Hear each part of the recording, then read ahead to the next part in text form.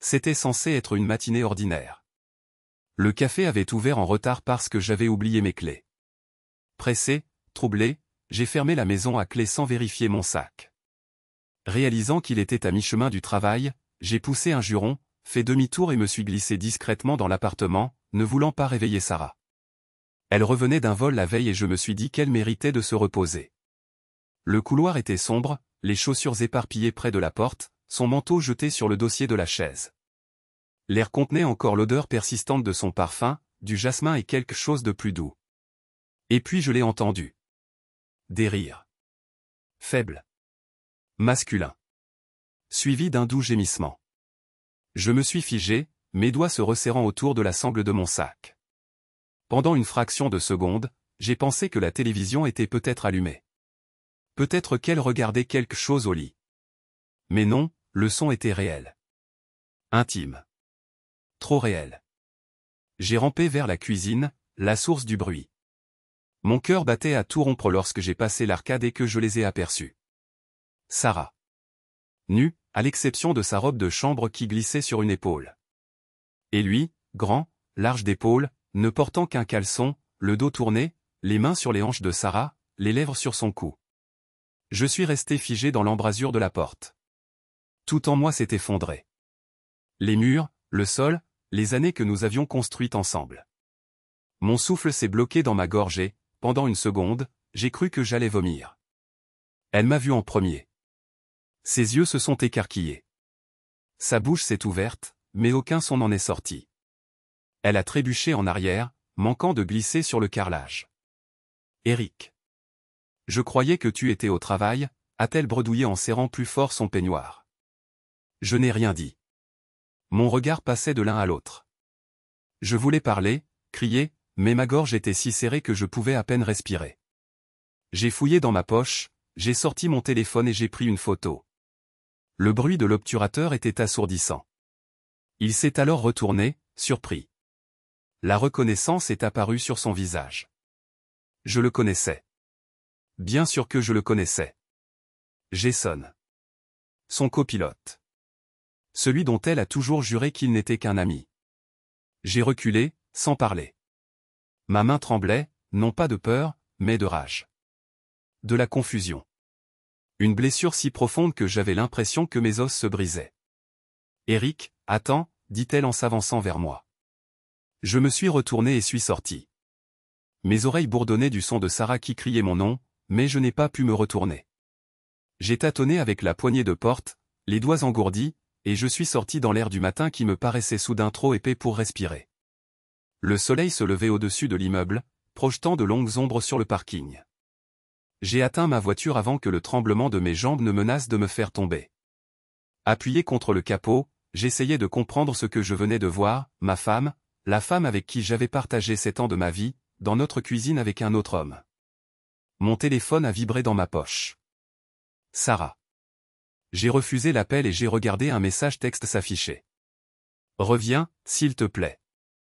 Je peux m'expliquer. Ce n'est pas ce que tu crois. Pas ce que je crois? J'ai failli rire. Qu'est-ce que ce n'était exactement? Elle, nue dans notre cuisine, avec son copilote? Ses mains sur son corps? La familiarité entre qui parlait de quelque chose de bien plus profond qu'une erreur d'un soir? Je suis monté dans ma voiture mais je n'ai pas réussi à démarrer le moteur. Où irais-je même? Au café? Je ne pouvais pas m'imaginer préparer du café et bavarder avec les clients pendant que ma vie s'effondrait. Au lieu de cela, j'ai conduit sans but, faisant des tours dans le quartier, puis en direction du lac où Sarah et moi avions eu notre premier rendez-vous.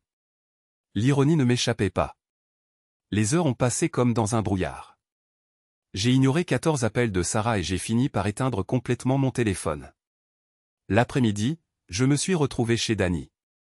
Danny était mon meilleur ami depuis l'université, la seule constante dans ma vie à part Sarah. Putain de merde, a-t-il dit quand je lui ai raconté ce qui s'était passé. Il m'a tendu une bière et s'est assis en face de moi dans son salon encombré. Sarah et Jason? Ça dure depuis combien de temps? Je ne sais pas. Ma voix sonnait creuse, détachée. Des semaines? Des mois? Des années? Elle vole avec lui depuis 3 ans. Tu penses que ça dure depuis tout ce temps? J'ai haussé les épaules.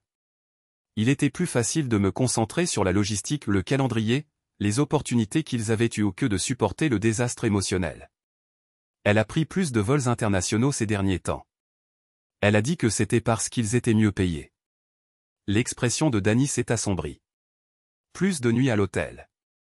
Ouais. J'ai pris une longue gorgée de bière. Plus de nuits à l'hôtel. Je suis resté chez Dany cette nuit-là, dormant mal sur son canapé, me réveillant toutes les heures avec l'image de Sarah et Jason gravée dans mon esprit. Au matin, j'avais 43 messages textes et 27 appels manqués. La plupart de Sarah, quelques-uns de numéros que je ne reconnaissais pas.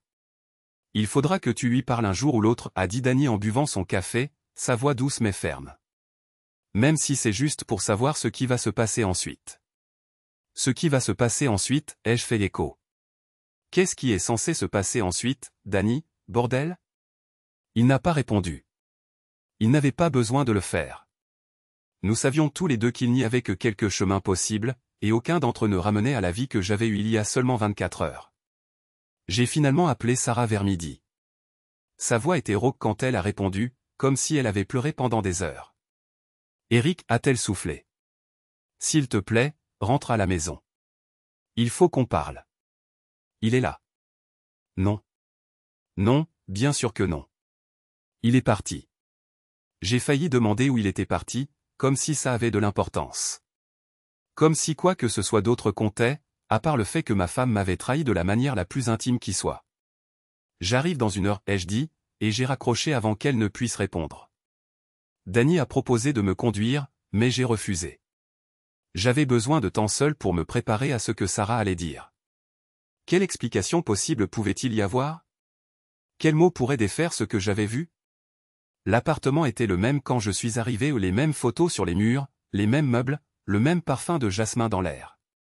Mais il me paraissait étranger maintenant, comme si j'entrais dans la vie de quelqu'un d'autre. Sarah était assise sur le canapé, les yeux rougis, les cheveux tirés en une queue de cheval désordonnée. Elle portait un vieux sweat à moi, ce qu'elle faisait quand elle cherchait du réconfort. La vue de ce vêtement m'a mis dans une colère irrationnelle. Enlève ça, ai-je dit, les premiers mots qui sont sortis de ma bouche. Elle a baissé les yeux sur le sweat, puis elle m'a regardé à nouveau, la confusion dans les yeux. Eric. Enlève-le. Il est à moi. Son visage s'est décomposé, mais elle a retiré le sweat par-dessus sa tête, révélant un simple t-shirt en dessous. Elle a posé le sweat sur le canapé à côté d'elle, les mains tremblantes. Depuis combien de temps, ai-je demandé, restant debout, incapable de m'asseoir sur l'un des meubles que nous avions choisis ensemble.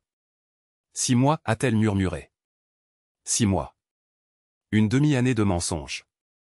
Une demi-année où je l'embrassais à l'aéroport en lui faisant mes adieux, en lui faisant entièrement confiance, pendant qu'elle s'envolait pour des chambres d'hôtel avec lui. Pourquoi? La question sonnait pathétique, même à mes propres oreilles, mais j'avais besoin de savoir. Les yeux de Sarah se sont remplis de nouvelles larmes. Je ne sais pas si je peux l'expliquer d'une manière qui te paraîtra logique. Essaie. Elle a pris une profonde inspiration. Ça a commencé après la période où tu travaillais tellement au café. L'ouverture du deuxième établissement, l'embauche du personnel, les relations avec les fournisseurs. Tu rentrais à peine et, quand tu étais là, tu étais épuisé ou stressé, ou les deux. J'ai ricané. Alors, c'est de ma faute? Je travaillais trop dur pour que nos rêves se réalisent. Non, dit-elle rapidement.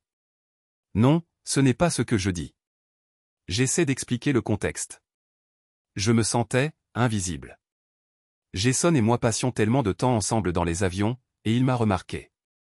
Il me posait des questions sur ma journée, il se souvenait des détails des histoires que je racontais. Ça faisait du bien d'être vu. Je te voyais, dis-je, la voix qui montait. Je t'ai toujours vu. J'ai construit toute ma vie autour de toi. Je sais, murmura-t-elle. Je sais que tu l'as fait. Alors pourquoi ce n'était pas suffisant? Pourquoi je n'étais pas suffisant? Sarah se leva alors, faisant un pas vers moi. Je reculai, et la douleur qui traversa son visage était presque satisfaisante. Il ne s'agissait pas de savoir si tu étais suffisant ou pas, dit-elle. Il s'agissait de moi qui me sentais, je ne sais pas, comme si je m'évanouissais. Comme si je devenais un appendice de ta vie, de tes rêves. Le café, c'était notre rêve, lui rappelai-je. On en a parlé pendant des années. Tu as aidé à concevoir l'espace. Tu as choisi le nom. Je sais. Et j'étais fier de toi ou je suis fier de toi. Mais, à un moment donné, j'ai commencé à me sentir comme une spectatrice de ma propre vie. L'avion est devenu mon échappatoire. Et Jason est devenu ton échappatoire aussi, fini jeu. Elle ne l'a pas nié. Ce n'était pas prévu. C'était un moment de faiblesse qui s'est transformé en quelque chose de plus. Je me suis dit que ce n'était qu'une question physique au début, quelque chose de séparé de nous, de notre mariage. Mais ensuite quoi? Ensuite, c'est devenu émotionnel aussi, admis-elle. Et je ne savais pas comment arrêter ça. Ou peut-être que je ne voulais pas l'arrêter. Je ne sais pas. J'ai ri, un son rauque qui semblait résonner contre les murs. Eh bien, nous sommes deux à ne pas savoir, alors. Sarah s'est affaissée sur le canapé, les épaules rentrées. Je suis tellement désolé, Eric. Je sais que ces mots ne veulent rien dire en ce moment, mais je le suis vraiment. Je n'ai jamais voulu te blesser. Mais tu l'as fait, dis-je simplement. Tu as fait des choix, encore et encore, que tu savais qui me détruirait si je le découvrais. Et maintenant, c'est le cas. Elle hocha la tête, les larmes coulant sur son visage. Qu'est-ce qui va se passer maintenant? C'était la question que je me posais depuis hier matin. Qu'est-ce qui va se passer maintenant? Est-ce que je renonce à 7 ans de mariage? Est-ce que j'essaie de pardonner l'impardonnable? Est-ce que je me bats pour une relation que Sarah a déjà brisée? Je ne sais pas, dis-je honnêtement. J'ai besoin de temps. Du temps séparé? J'ai acquiescé. Je ne peux pas rester ici pour le moment. Je ne peux pas te regarder sans le voir, lui. Je ne peux pas dormir dans notre lit en sachant qu'il y a été aussi. Le visage de Sarah a rougi. Il n'y a pas été. Pas dans notre lit. Jamais dans notre maison avant hier. C'était toujours ailleurs. Comme si ça rendait les choses meilleures. Comme si les limites qu'elle avait fixées pour sa liaison atténuaient en quelque sorte la trahison. Je vais rester chez Danny pendant un certain temps, dis-je. Je passerai demain, pendant ton service, pour prendre quelques affaires. Tu vas le dire aux gens, demanda-t-elle, d'une petite voix. Ce qui s'est passé? La question m'a rendu furieux. Tu t'inquiètes sérieusement pour ta réputation, là? Non, je ne sais pas. Je me demande si tout ça va devenir réalité. Si tout le monde sera au courant. Je n'ai pas l'intention de louer des panneaux publicitaires, si c'est ce que tu demandes, rétorquai-je. Mais je ne vais pas mentir pour toi non plus. Elle hocha la tête, acceptant cette condition. Et le café? Tu vas pouvoir t'en occuper seul pendant un certain temps. Le café. Dans le chaos des dernières 24 heures, j'avais à peine pensé à l'entreprise. Nous avons du personnel qui peut nous remplacer pendant un jour ou deux, mais pas indéfiniment. Pas si je dois déménager, trouver un nouvel endroit et reconstruire ma vie à partir de zéro. Je vais me débrouiller, dis-je, en me dirigeant vers la porte. Je l'ai toujours fait. Eric, m'appela-t-elle alors que j'attrapais la poignée. Tu penses? Tu penses qu'il y a une chance pour nous? Une simple chance?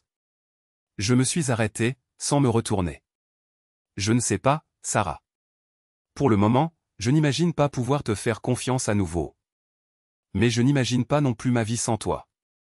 Alors, je suppose qu'on est tous les deux dans les limbes. Sur ces mots, je suis parti, refermant doucement la porte derrière moi. Pas de claquement dramatique, pas de dernière pique. Juste le cliquetis discret d'une porte entre la vie que j'avais eue et ce qui allait suivre. Les semaines qui ont suivi se sont déroulées dans une brume de logistique et de deuil. J'ai emménagé dans un petit studio près du café, me jetant à corps perdu dans le travail avec une ferveur qui inquiétait mes employés. J'ai perdu du poids, mal dormi et vérifié mon téléphone de manière obsessionnelle à la recherche de messages de Sarah, même si je me disais que je ne voulais plus rien avoir à faire avec elle. Elle a été clouée au sol pendant 2 semaines ou une programmation de routine, disait-elle, sans rapport avec Jason, mais pendant ce temps, elle a appelé ou envoyé des SMS quotidiennement. Parfois, je répondais, par des messages courts et secs qui ne révélaient rien du tumulte qui se passait en moi. Parfois, je l'ignorais complètement, assis dans mon appartement vide, fixant son nom sur mon écran jusqu'à ce qu'il s'éteigne. Danny essayait de me convaincre de sortir, de rencontrer de nouvelles personnes, de me secouer les puces, mais cette seule idée me rendait malade. Comment envisager une autre relation alors que je n'avais plus confiance en mon jugement? Alors que la femme avec laquelle j'avais prévu de passer ma vie menait une double vie? Un mois après le jour de la découverte, c'est ainsi que j'en étais venu à l'appeler, une ligne de démarcation nette entre mon ancienne vie et cette nouvelle, quelle qu'elle soit. Sarah a demandé à me voir. Pas à l'appartement, pas au café, mais dans un parc à mi-chemin entre les deux. Terrain neutre. J'ai accepté, plus par épuisement qu'autre chose. L'incessant cycle de colère, de deuil et de confusion m'épuisait. Peut-être qu'une autre confrontation me permettrait de m'y voir plus clair. Elle était assise sur un banc quand je suis arrivé, portant une robe simple que je ne lui avais jamais vue. Ses cheveux étaient plus courts, coupés juste en dessous des épaules au lieu des longues ondulations qu'elle avait depuis des années. Ce changement était déconcertant, une manifestation physique de tout ce qui avait changé entre nous. « Tu t'es coupé les cheveux ?» ai-je dit en m'asseyant à côté d'elle, laissant suffisamment d'espace pour une autre personne entre nous. « J'avais besoin de changement », a-t-elle répondu en glissant une mèche derrière son oreille. « Comment vas-tu » J'ai envisagé de mentir, de dire que j'allais bien, mais à quoi bon? Très mal. Et toi? Pareil. Elle se tordait les mains sur ses genoux. Tu me manques. Tu regrettes la stabilité, ai-je corrigé. Le confort de notre routine. Si je t'avais vraiment manqué, tu n'aurais pas été avec lui. Elle a tressailli, mais n'a pas argumenté. Je vois quelqu'un. Une thérapeute, je veux dire. Tant mieux pour toi. Elle m'aide à comprendre pourquoi j'ai fait ce que j'ai fait. Pas pour excuser quoi que ce soit, a-t-elle ajouté rapidement, voyant mon expression se durcir, mais pour comprendre. Pour m'assurer que je ne referai jamais quelque chose comme ça. J'ai ri, d'un rire rauque et vide. Tu prévois déjà ta prochaine relation? Non, a-t-elle dit doucement. J'espère juste qu'il pourrait encore y avoir une chance pour celle-ci. L'audace de ses propos m'a stupéfié au point de me rendre silencieux. Après tout, les mensonges, la trahison, la douleur qu'elle avait causée, ou elle pensait encore que nous pourrions avoir un avenir ensemble. Sarah, ai-je finalement dit, ma voix étranglée par l'effort que je faisais pour contrôler mes émotions, tu as couché avec un autre homme pendant 6 mois. Tu m'as menti en face tous les jours. Tu m'as laissé croire qu'on était heureux alors que tu construisais une relation avec quelqu'un d'autre. Comment imagines-tu qu'on puisse se relever de ça? Je ne sais pas, a-t-elle admis. Je sais juste que je t'aime. Que j'ai fait la plus grosse erreur de ma vie. Et que s'il y a ne serait-ce qu'une infime chance que tu puisses me pardonner un jour, je veux me battre pour ça. Et Jason? Qu'en est-il? Son visage s'est fermé. Je ne le vois plus. J'ai demandé un changement permanent dans mes affectations de vol. On ne se parle plus. Sait-il que tu essaies de te réconcilier avec moi? Elle a acquiescé. Il n'était pas ravi de la nouvelle. Je l'imagine bien, ai-je dit sèchement. Ça doit être dur de perdre sa copine et son partenaire de vol en même temps. Sarah a grimacé au mot « copine », mais n'a pas corrigé. Eric, je sais que je n'ai pas le droit de te demander une autre chance. Je sais que ce que j'ai fait est impardonnable. Mais je te le demande quand même. Pas aujourd'hui, pas demain, mais un jour. Pourrais-tu y réfléchir? Je l'ai vraiment regardé pour la première fois depuis ce matin dans notre cuisine. La femme que j'aimais depuis la fac. La femme qui m'avait tenu la main à l'enterrement de mon père. La femme qui avait cru en mon rêve d'ouvrir un café quand tout le monde me disait que j'étais fou. La femme qui m'avait trahi si complètement que je n'étais pas sûr de pouvoir me reconstruire un jour. Je ne peux rien te promettre, ai-je finalement dit. Je suis encore tellement en colère que j'ai du mal à voir clair certains jours. Mais je ne suis pas prêt à signer les papiers du divorce non plus. Ce n'était pas grand-chose, mais c'était tout ce que je pouvais offrir. La minuscule étincelle d'espoir qui a illuminé son visage m'a à la fois soulagé et terrifié. Et si je n'arrivais pas à surmonter ça? Et si je lui faisais miroiter des choses pour me rendre compte dans des mois ou des années que les dégâts étaient irréparables? Merci, a-t-elle murmuré. C'est plus que ce que je mérite. Nous sommes restés assis en silence pendant un moment, à regarder les enfants jouer sur les balançoires à proximité, leur rire contrastant fortement avec la pesanteur qui nous accablait. Je vais chez ma sœur pendant un certain temps, a finalement dit Sarah. À Portland. J'ai pris un congé sabbatique. J'ai besoin de, je ne sais pas. Me ressourcer, je suppose. De comprendre qui je suis sans toutes ces distractions. Combien de temps vas-tu partir? 1 mois, peut-être 2. Lindsay m'a dit que je pouvais rester aussi longtemps que j'en aurais besoin. J'ai acquiescé, incertain de ce que je devais ressentir à propos de son départ. Une partie de moi était soulagée, je n'aurais pas à m'inquiéter de la croiser en ville, je n'aurais pas à gérer la gêne de nos amis communs choisissant un camp. Mais une autre partie avait l'impression qu'elle fuyait, qu'elle prenait la solution de facilité pendant que j'étais laissé à moi-même pour nettoyer le gâchis. Tu me diras quand tu seras arrivé là-bas, ai-je demandé, me surprenant moi-même avec cette requête. Sarah a semblé tout aussi surprise. Bien sûr. Et je peux te donner des nouvelles, si tu veux. Ou pas, si tu préfères de l'espace. Commençons par me faire savoir que tu es bien arrivé, dis-je. On verra le reste au fur et à mesure. Elle acquiesça, puis, hésitante, tendit la main et toucha la mienne. Je ne la retirai pas, mais je ne répondis pas non plus, la laissant reposer légèrement sur la mienne un instant avant qu'elle ne se retire. Je vais arranger ça, dit-elle, une détermination ancrée dans sa voix. Je ne sais pas encore comment, mais je le ferai. Je ne répondis pas. Que pouvais-je dire? Que certaines choses ne pouvaient être réparées? Que la confiance, une fois brisée, ne pourrait jamais se reformer complètement? Que je n'étais pas sûr de vouloir passer le reste de ma vie avec quelqu'un dont je me demanderais toujours ce qu'il en était? Au lieu de cela, je me contentais d'acquiescer et me lever pour partir. Fais bon voyage, dis-je. On se reverra à ton retour. Ce n'était pas du pardon. Ce n'était pas de la réconciliation. Mais c'était quelque chose. Une porte pas tout à fait fermée. Le café prospéra en l'absence de Sarah. Je me suis investi dans le travail avec un objectif renouvelé, en élargissant notre menu, en embauchant plus de personnel, et même en envisageant un 3e emplacement. Danny plaisanta que le chagrin d'amour était bon pour les affaires, mais nous savions tous les deux qu'il s'agissait plus d'une distraction que d'une source de succès. Si je restais en mouvement, si je continuais à planifier, à travailler, je n'aurais pas à penser à Sarah à Portland, ni à ce qui se passerait à son retour. Mais les pensées venaient quand même, généralement tard dans la nuit, lorsque le café était fermé et que mon petit appartement me semblait trop silencieux. Je repassais notre relation dans ma tête, à la recherche de signes que j'aurais pu manquer, de signaux d'alarme que j'aurais ignorés. Y avait-il eu des moments où elle s'était éloignée? Des moments où son affection avait semblé forcée? Ou était-elle simplement devenue si douée pour compartimenter qu'elle pouvait m'aimer et le désirer simultanément? Ces questions me hantaient, me tenant éveillé jusqu'à ce que l'épuisement finisse par m'emporter, pour recommencer le lendemain. Sarah m'envoyait parfois des SMS de simples messages sur sa journée, des questions sur le café, des souvenirs d'endroits que nous avions visités ensemble. Je répondais parfois, gardais mes distances d'autrefois. C'était une torture à part entière, cette semi-connexion avec la femme qui avait été le centre de mon monde pendant si longtemps. 2 mois se transformèrent en 3. L'automne laissa place à l'hiver. Les fêtes approchaient, et je me retrouvais à les redouter comme jamais auparavant. Sarah et moi avions des traditions, choisir un sapin ensemble, préparer des biscuits pour le personnel du café, échanger un cadeau la veille de Noël. La pensée de faire l'une de ces choses seule me serrait la poitrine.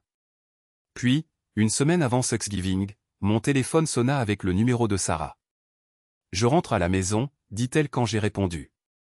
Si c'est d'accord. C'est aussi ta maison, répondis-je automatiquement, même si nous savions tous les deux que ce n'était plus tout à fait vrai. J'avais payé le loyer de l'appartement seul, le maintenant dans une sorte d'animation suspendue, pas complètement à elle, pas complètement à moi.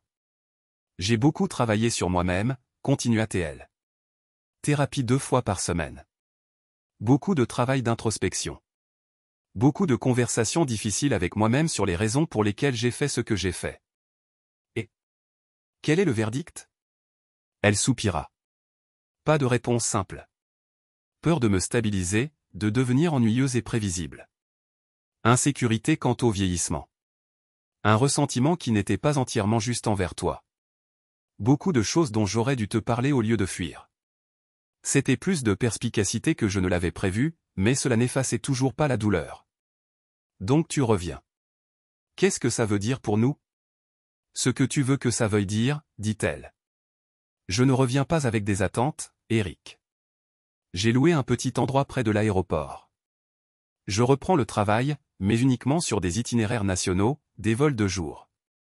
Je veux être près de toi, reconstruire si tu es prêt, mais je ne m'attends pas à ce que tu m'accueilles à bras ouverts. La tension que je ne savais pas que je ressentais se relâcha légèrement. Elle ne me demandait pas de revenir vivre ici. Elle ne supposait pas mon pardon. Elle était simplement de retour à la maison. Proche. Se rendant disponible sans exiger quoi que ce soit. Quand arrives-tu, demandai-je. Samedi. En début d'après-midi. As-tu besoin que je vienne te chercher à l'aéroport? Sa pause me dit qu'elle ne s'attendait pas à la proposition. Ce serait gentil, si tu es sûr. J'en suis sûr, dis-je, bien que je ne le sois pas entièrement. Mais cela me semblait être la bonne chose à faire, le premier petit pas vers tout ce qui allait suivre. Samedi arriva, froid et clair, le ciel d'un bleu éclatant qui démentait le froid dans l'air. J'attendais aux arrivées, observant les portes, me sentant bizarrement comme si j'allais chercher une inconnue plutôt que ma femme depuis 7 ans. Quand Sarah sortit, tirant une petite valise derrière elle, je faillis ne pas la reconnaître. Ses cheveux, plus courts, avaient repoussé un peu, mais elle les avait teints en plus foncé, plus proche de sa couleur naturelle que le blond méché qu'elle entretenait depuis des années. Elle portait un minimum de maquillage, un jean et un pull que je n'avais jamais vu. Elle avait l'air plus jeune, plus comme la fille que j'avais rencontrée à l'université que comme l'hôtesse de l'air soigné qu'elle était devenue. « Salut, dit-elle, hésitante, s'arrêtant à quelques pas de moi. « Salut, répondis-je, prenant sa valise automatiquement. « Tu es différente. » Elle toucha ses cheveux, gênée. « Différent, bien ou différent, mal ?»« Juste différent, répondis-je, pas prêt à faire des compliments mais pas désireux de la blesser non plus. La voiture est par là. Nous marchâmes en silence jusqu'au parking, la gêne entre nous palpable. Dans la voiture, Sarah fixait la vitre, me jetant parfois un coup d'œil quand elle pensait que je ne la remarquerais pas. « Portland t'a fait du bien », finis-je par dire en nous insérant sur l'autoroute. « Tu sembles plus calme. »« C'est vrai », acquiesça-t-elle. J'ai eu beaucoup de temps pour réfléchir. Pour vraiment me regarder et regarder ce que j'ai fait. Ce que j'ai gâché. Les mots restèrent suspendus entre nous, lourds de sous-entendus. Je me concentrai sur la route, ne me faisant pas confiance pour répondre. « Comment va le café ?» demanda-t-elle, changeant de sujet. « Bien. On est débordé. J'ai embauché 2 nouveaux baristas et un chef pâtissier. Je pense à ouvrir un 3e établissement l'année prochaine, peut-être près de l'université. C'est formidable, Eric. » Sa fierté semblait sincère. « Tu as toujours su que ça marcherait. » Nous savions, rectifiai-je avant de pouvoir m'en empêcher. C'était notre rêve. Sarah sourit tristement. Oui, c'était ça. Nous retombâmes dans le silence jusqu'à ce que je me gare devant un petit complexe d'appartements près de l'aéroport. Plus récent que notre ancien logement, moins de cachets, mais probablement plus pratique pour son travail. « Tu veux monter ?» demanda-t-elle en portant sa valise vers l'entrée. « Juste quelques minutes ?» Je ne suis même pas encore entré. J'hésitais. Une partie de moi voulait trouver une excuse, maintenir la distance qui avait été à la fois protection et punition ces derniers mois. Mais une autre partie était curieuse, de cette nouvelle version de Sarah, de ce nouvel endroit qu'elle appellerait chez elle, de ce qui pourrait arriver si je me permettais de franchir le seuil. Bien sûr, dis-je finalement. Juste quelques minutes. L'appartement était petit mais lumineux, avec de grandes fenêtres orientées à l'ouest, promettant des couchers de soleil spectaculaires. Il était meublé simplement, un canapé, une table basse, un petit ensemble de salles à manger, un lit visible à travers une porte ouverte. Rien de personnel encore, pas de photos ni d'œuvres d'art ni les petites touches qui en feraient le sien. C'était meublé, expliqua-t-elle, me voyant l'inspecter. Moins de soucis. J'acquiesçai, posant sa valise près du lit. C'est sympa. C'est provisoire, dit-elle. En attendant.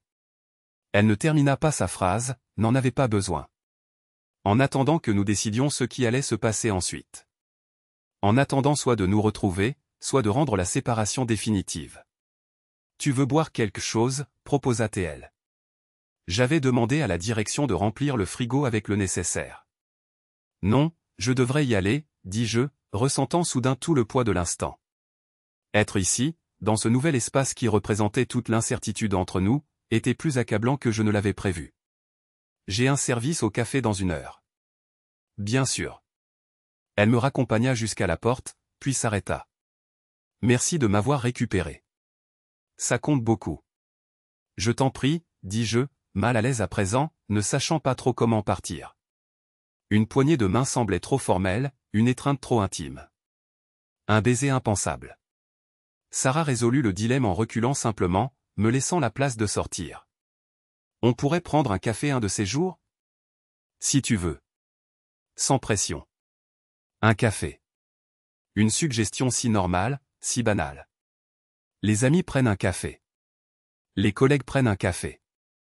Des conjoints séparés qui reconstruisent la confiance, peuvent-ils aussi prendre un café? Avec plaisir, dis-je, me surprenant à nouveau de la facilité de la réponse. Envoie-moi un texto quand tu seras installé.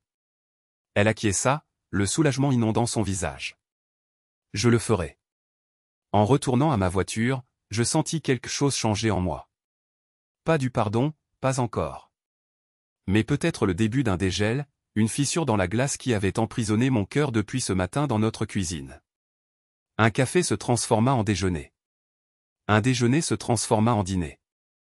Un dîner se transforma en promenade dans le parc, en film au cinéma local, en conversation prudente qui frôlait les bords de ce qui s'était passé, sans jamais vraiment y plonger.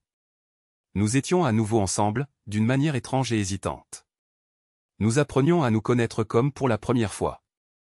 Sarah était différente maintenant, plus ouverte, plus vulnérable, plus présente d'une manière qu'elle ne l'avait pas été, même avant l'affaire. Elle écoutait quand je parlais, vraiment écoutait, pas simplement en attendant son tour pour répondre. Elle posait des questions sur le café, sur mes projets de développement, sur les livres que je lisais et les pensées qui m'empêchaient de dormir. Et lentement, avec hésitation, je commençais à partager ces choses avec elle. Pas tout, il y avait des parties de moi que je gardais encore pour moi, protégées, mais suffisamment pour construire un pont au-dessus du gouffre entre nous. Noël arriva et passa. Nous le passâmes séparément, elle avec sa sœur qui était venue passer les fêtes, moi avec Dany et des amis du café. Mais elle m'apporta un cadeau le lendemain, une rare édition originale de mon roman préféré qu'elle avait dû chercher pendant des mois. Je voulais que tu saches que je pensais à toi, dit-elle alors que je le déballais, retournant le livre entre mes mains, passant mes doigts le long de la tranche. Que je me souviens de ce qui compte pour toi. Je n'avais rien pour elle, je n'avais même pas envisagé de lui offrir un cadeau. Cette réalisation m'a fait me sentir à la fois coupable et justifié, c'était elle qui devait faire amende honorable, après tout. Mais en voyant son visage alors qu'elle essayait de dissimuler sa déception devant mes mains vides, je me suis surpris à souhaiter avoir pensé à lui prendre quelque chose, ne serait-ce qu'un petit geste pour répondre au sien. Merci, dis-je à la place. C'est parfait. Le nouvel an est arrivé avec une invitation inattendue ou un texto de Sarah me demandant si je voulais regarder le feu d'artifice avec elle depuis le toit de son immeuble. Sans pression, ajouta-t-elle, comme toujours. J'acceptai, en me disant que ce n'était que des feux d'artifice, juste une nouvelle année, pas un nouveau départ symbolique ou une remise à zéro magique. Mais à l'approche de minuit, alors que nous étions côte à côte, regardant le ciel, j'ai ressenti le poids de l'instant. La fin d'une année, le début d'une autre. La possibilité de laisser la douleur derrière soi, de ne garder que ce qui comptait encore. 10 secondes, dit doucement Sarah, en consultant sa montre. 9, 8. Je me suis joint au décompte, nos voix se mêlant à celles des autres habitants réunis sur le toit. 3, 2, 1. Bonne année. Autour de nous, des couples s'embrassaient, des amis trinquaient, des inconnus se serraient la main. Sarah et moi étions là, mal à l'aise, aucun de nous deux ne sachant trop ce qui était approprié. Bonne année, Eric, dit-elle finalement, en levant sa flûte de champagne pour trinquer. Bonne année. J'ai cliqué ma flûte contre la sienne, puis, impulsivement, je me suis penché et je lui ai embrassé la joue. C'était bref, chaste, mais sa brusque inspiration m'a dit que cela voulait dire quelque chose. C'était pourquoi, ça, demanda-t-elle, sa voix à peine audible au-dessus des crépitements et des sifflements des feux d'artifice. Nouveau départ, dis-je, me surprenant moi-même avec ces mots. Peut-être. Ses yeux se sont emplis de larmes, mais elle les a chassés rapidement. J'aimerais bien. Plus que tout. Nous avons regardé le reste du feu d'artifice en silence, debout plus près qu'avant, son épaule effleurant parfois la mienne. Lorsque le spectacle s'est terminé et que les gens ont commencé à se disperser, regagnant leurs appartements ou sortant dans les bars pour continuer la fête, Sarah s'est tournée vers moi. Tu aimerais descendre boire un autre verre? Juste pour parler? J'ai réfléchi à l'invitation, à ce à quoi elle pourrait mener, à ce pourquoi j'étais prêt. Je devrais rentrer, dis-je finalement. Tôt au boulot demain. Elle acquiesça, la déception traversant son visage avant qu'elle ne la transforme en compréhension. Bien sûr. Merci d'être venu ce soir. Merci de m'avoir invité. J'hésitais, puis ajoutai, je suis content d'avoir été là. Nous avons marché ensemble jusqu'à la cage d'escalier, nous nous sommes dit au revoir devant sa porte avec un autre moment maladroit d'incertitude serrer la main. Faire la bise? Encore un baiser sur la joue? Pour finalement nous contenter d'une brève accolade qui semblait à la fois étrangère et familière. En rentrant chez moi, je repassais la soirée dans ma tête. La façon dont Sarah avait l'air dans la lueur des feux d'artifice. La chaleur de son corps contre le mien. Le parfum qu'elle portait au plus de jasmin, quelque chose de plus doux, de moins assertif. Pour la première fois depuis des mois, je me suis permis de penser à un avenir avec elle dedans. Pas l'avenir que nous avions prévu avant, mais quelque chose de nouveau. Quelque chose construit sur les ruines de ce que nous avions eu, peut-être plus fort pour avoir été brisé et refait. L'hiver s'est fondu dans le printemps. Sarah et moi avons continué notre danse prudente de redécouverte, ajoutant davantage de pièces de nous-mêmes au puzzle à chaque rencontre. Elle m'a parlé de ses séances de thérapie, des prises de conscience qu'elle avait eues concernant sa peur de la vie domestique, sa façon de fuir quand les choses devenaient trop stables. J'avais peur de disparaître, m'a-t-elle confié un soir alors que nous nous promenions au bord du lac. De ne devenir que la femme d'Éric au lieu de Sarah, la personne. Mais au lieu de t'en parler, j'ai créé cette vie secrète où je pouvais être quelqu'un d'autre. Tu aurais pu me le dire, dis-je, les mots véhiculant moins de colère qu'avant. On aurait pu trouver une solution ensemble. Je le sais maintenant, dit-elle. Mais à l'époque, il me semblait plus facile de compartimenter. De t'avoir, toi, et la stabilité que tu représentais, et aussi d'avoir l'excitation et la nouveauté de autre chose. Elle prononçait encore rarement son nom, et je ne la poussais pas à le faire. Jason était devenu un fantôme entre nous au présent mais non reconnu, une mise en garde plutôt qu'une personne réelle. Est-ce que tu le vois parfois, demandai-je soudainement, la question qui me brûlait les lèvres depuis des mois faisant enfin surface. Au travail, je veux dire. Sarah s'arrêta de marcher, se tourna pour me faire face. Une fois. Dans le terminal d'OHARE. On a croisé nos regards, mais c'est tout.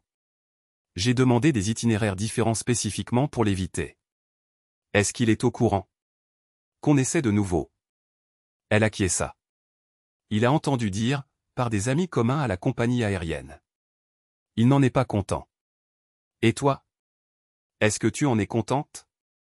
C'était la question la plus directe que j'avais posée sur ses sentiments, sur ce qu'elle attendait de notre lente réconciliation. Oui, dit-elle sans hésitation. Plus que je ne l'ai été depuis longtemps. Même avec toute cette incertitude, même en sachant que je ne retrouverai peut-être jamais entièrement ta confiance, être avec toi comme ça, même juste en tant qu'ami pour l'instant, me semble tellement juste, plus que tout au monde. J'ai acquiescé, absorbant ses paroles, les confrontant à mes propres sentiments. J'y arrive, ai-je admis. Il y a des jours plus faciles que d'autres. Certains jours, j'imagine un avenir ensemble. D'autres jours, tu te souviens de ce que j'ai fait et tu te demandes si tu pourras vraiment me pardonner, a-t-elle terminé. Ouais. Nous avons continué à marcher, le silence entre nous étant plus complice que tendu. Un progrès, d'une certaine manière. Ce soir-là, pour la première fois depuis le jour de la découverte, j'ai invité Sarah dans mon appartement. Pas pour quoi que ce soit de physique, nous étions loin d'être prêts pour ça, mais simplement pour qu'elle voie où j'habitais, pour la laisser entrer dans ce petit coin de ma nouvelle vie. Elle a parcouru l'espace lentement, observant les meubles épars, les livres empilés sur toutes les surfaces, la plante unique qui luttait à la fenêtre. C'est tout toi, a-t-elle fini par dire, s'installant sur le canapé. Minimaliste mais confortable. C'est temporaire, ai-je repris ces mots d'il y a des mois. En attendant. Elle a souri, comprenant la référence. En attendant. Nous avons commandé à emporter, regardé un film, parlé de tout et de rien. Quand il s'est fait tard, elle a rassemblé ses affaires pour partir, mais à la porte, elle s'est arrêtée. Eric, a-t-elle dit, sa voix douce mais déterminée, il faut que je te dise quelque chose. Mon cœur s'est serré, se préparant à une autre révélation, un autre secret qui nous ferait reculer. Je t'aime, a-t-elle dit simplement. Je n'ai jamais cessé, même quand j'étais au plus mal, prenant des décisions qui t'ont profondément blessé. Je t'aime, et je veux reconstruire ce que nous avions en mieux, en plus fort, en plus honnête. Mais je comprendrai si ce n'est pas possible pour toi. Si les dégâts sont trop importants. Je suis resté figé, pris au dépourvu par la franchise de sa déclaration. Nous avions tourné autour de ses sentiments pendant des mois, nous en approchant sans jamais vraiment les toucher. Je n'ai pas besoin d'une réponse maintenant, a-t-elle continué quand je n'ai pas réagi. J'avais juste besoin que tu saches où j'en suis. Que je suis à fond, si tu décides que tu le veux aussi. Elle s'est tournée pour partir, mais j'ai attrapé sa main, l'arrêtant. Sarah, ai-je dit, ma voix rauque d'émotion. Je n'en suis pas encore là. Mais je pense. Je pense que je pourrais l'être. Un jour. Ce n'était pas une déclaration d'amour, ce n'était pas une promesse d'éternité. Mais c'était honnête, et c'était plus que ce que j'avais pu offrir jusqu'à présent. Le sourire qui a illuminé son visage m'a dit que c'était suffisant, pour l'instant. Bonne nuit, Eric, a-t-elle dit, serrant ma main avant de la lâcher. Merci pour le dîner. Pour tout. Je l'ai regardé marcher jusqu'à sa voiture, attendant qu'elle s'éloigne avant de fermer la porte. Puis je me suis appuyé contre elle, les yeux fermés, le cœur battant à tout rompre. J'étais en train de retomber amoureux de ma femme. Et ça me terrifiait. 1 an après le jour de la découverte, Sarah et moi nous sommes retrouvés au café avant l'ouverture. Je lui avais demandé de venir, marquant l'anniversaire non pas comme un mémorial de ce qui avait été perdu, mais comme une étape de ce qui avait été retrouvé depuis. Elle était assise au comptoir pendant que je préparais 2 tasses de café, ajoutant la quantité exacte de crème qu'elle préférait. Certaines habitudes ne changent jamais, même quand tout le reste le fait. J'ai quelque chose pour toi, ai-je dit, faisant glisser une clé sur le comptoir. Si tu la veux. Elle a regardé la clé, puis moi, la confusion dans les yeux. C'est pour quoi faire? Le nouvel appartement, ai-je dit. Celui dans lequel je vais emménager le mois prochain. Il a 2 chambres, une meilleure cuisine, une vue sur le parc. Un nouveau départ. Ses doigts ont plané au-dessus de la clé, sans la toucher tout à fait. Tu me demandes d'emménager avec toi. Je te demande d'y réfléchir, ai-je précisé. Pas tout de suite. Mais peut-être, bientôt. Quand nous serons tous les 2 prêts. Les larmes lui sont montées aux yeux. Je ne sais pas quoi dire, a-t-elle murmuré, prenant finalement la clé, la serrant fort dans sa paume. Tu n'as rien à dire pour l'instant, lui ai-je dit, tendant la main à travers le comptoir pour recouvrir sa main de la mienne. Pense Y juste. Elle a hoché la tête, essuyant une larme de sa main libre. Ça fait exactement 1 an. Je sais. Quand je me suis réveillé ce matin, la première chose à laquelle j'ai pensé, c'est à quel point tout est différent maintenant. À quel point je suis différente. J'ai étudié son visage, le visage que j'avais aimé pendant si longtemps, que j'avais brièvement détesté, et que j'avais lentement appris à nouveau à faire confiance. Nous sommes tous les 2 différents. La lumière du matin filtrait à travers les fenêtres du café, projetant des motifs dorés sur le comptoir poli. L'espace qui avait été notre rêve, puis mon refuge, ressemblait maintenant à quelque chose de nouveau, un pont entre notre passé et le futur que nous pourrions construire. J'ai réfléchi, a dit Sarah, sa voix plus assurée maintenant. À ce qui se passe après le en attendant. Si nous décidons de vraiment réessayer. À quoi as-tu réfléchi? Elle a pris une profonde inspiration. Qu'on ne peut pas revenir en arrière. Qu'on ne peut pas faire comme si ce n'était jamais arrivé ou essayer de recréer ce qu'on avait avant. Ce serait comme construire sur des fondations fissurées. Je sais, ai-je dit simplement. Mais nous pourrions construire quelque chose de nouveau, reprit-elle. Quelque chose qui reconnaît ce que nous avons traversé, mais qui ne nous définit pas pour autant. Quelque chose d'honnête et d'authentique.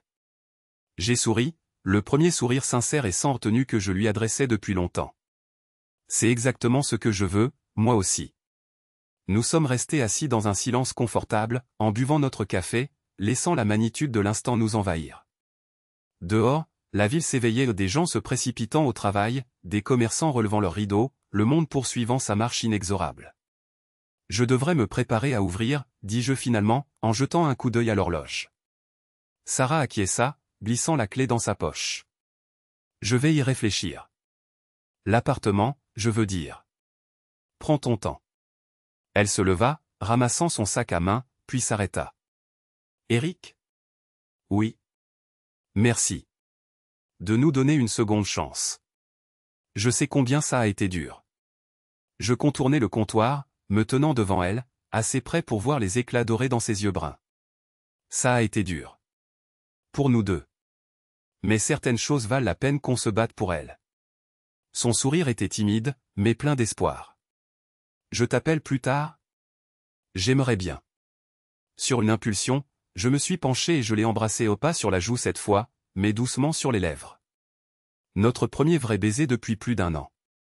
Elle s'est figée un instant, surprise, puis a répondu à la pression, sa main venant se poser légèrement sur ma poitrine.